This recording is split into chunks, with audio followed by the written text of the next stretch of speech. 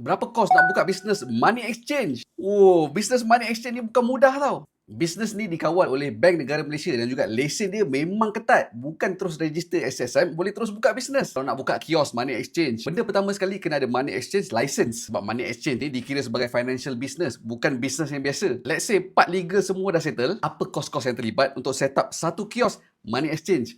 Jom kita breakdown. Untuk satu kios yang proper, renovation, cost setup memakan lebih kurang 70 hingga 120 ribu ringgit. Untuk deposit pula 15 ke 40 ribu ringgit. Software, compliance, CCTV, security itu tambah lagi 40 ribu ringgit. Dan yang paling besar sekali kena ada cash float. Sebab customer nak datang tukar duit, takkanlah nak sediakan duit rupiah je. Kena beli USD, SGD, renminbi, macam-macam currency. Untuk cash float ni boleh prepare daripada 500 ribu hingga 1 juta ringgit bergantung kepada lokasi dan juga volume berapa yang kita nak start. Macam mana pula cara money exchange ni buat duit, buat untung? Ini part yang best. Money exchange buat duit ataupun profit melalui spread. Contohnya dia beli USD daripada customer pada RM4.20 dan dia jual semula pada RM4.30. Beza 10% tu adalah profit dia. Nampak macam kecil kan? Tapi mana ada orang tukar duit RM4, RM5. Orang tukar RM4,000, RM5,000. Kalau sehari dapat volume kasar orang tukar RM20,000 USD.